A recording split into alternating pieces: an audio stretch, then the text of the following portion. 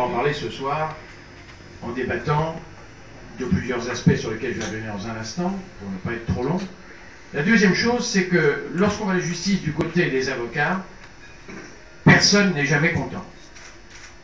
Les avocats ne sont pas contents, et je prends un exemple très actuel.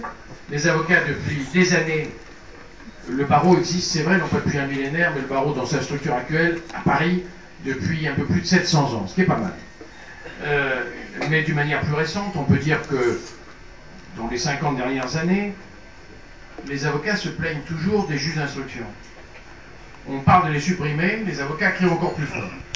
On s'expliquera sans doute sur cette situation particulière. Mais je dis que du côté des avocats, on n'est jamais content de la justice. Pourquoi ?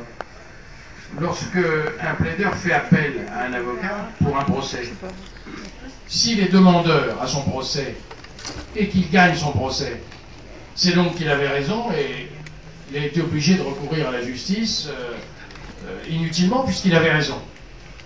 Et c'est à cause de la mauvaise foi de l'adversaire qu'il a dû plaider en première instance, en appel, payer les honoraires d'avocat, et il n'est pas content même quand il gagne.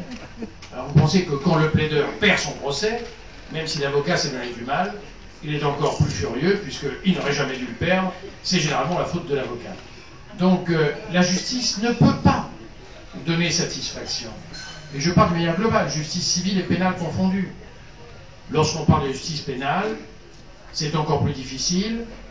Le droit de la défense pour les personnes poursuivies, bien sûr, mais aussi le droit des victimes dont on nous parle beaucoup en ce moment et qui n'ont jamais été oubliées dans le procès pénal, mais dont on nous fait croire qu'elles étaient oubliées. Maintenant, on a une politique qui consiste, mais je ne veux pas dire du mal nécessairement de la politique actuelle à cet égard, de faire monter les droits de victimes plus encore qu'avant.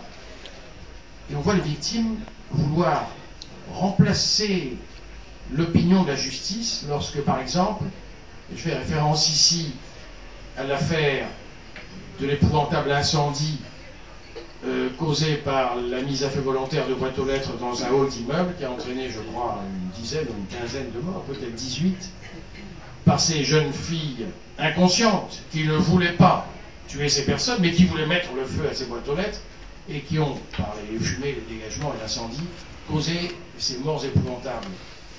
Eh bien, lorsque la justice est rendue et que ces jeunes filles sont condamnées, les familles des victimes sont furieuses parce qu'elles ne sont pas condamnées assez fortement, alors que la loi en l'espèce ne permet pas de les condamner plus, puisque ce n'est pas la volonté d'avoir causé les morts d'hommes et de femmes. Il y a donc également une méconnaissance de la justice. On peut parler de l'indépendance de la justice, mais il y a une méconnaissance de la justice et une méconnaissance par les Français. Lorsqu'on me dit que les Français, je l'entends à l'instant, n'aiment pas plus leur justice que les Turcs aiment leur propre justice, j'ai la faiblesse de penser, sans rendre les armes complètement, que notre justice est quand même d'un niveau supérieur à celle de nos amis turcs. Mais effectivement, il y a toujours à faire, il y a toujours des progrès. Je pense que c'est de ces progrès que nous parlerons ce soir. Je ne veux pas en dire plus longtemps, je suis simplement au stade de l'introduction. Et si le président des débats le veut bien, je voudrais laisser la parole à la magistrature que vous représentez.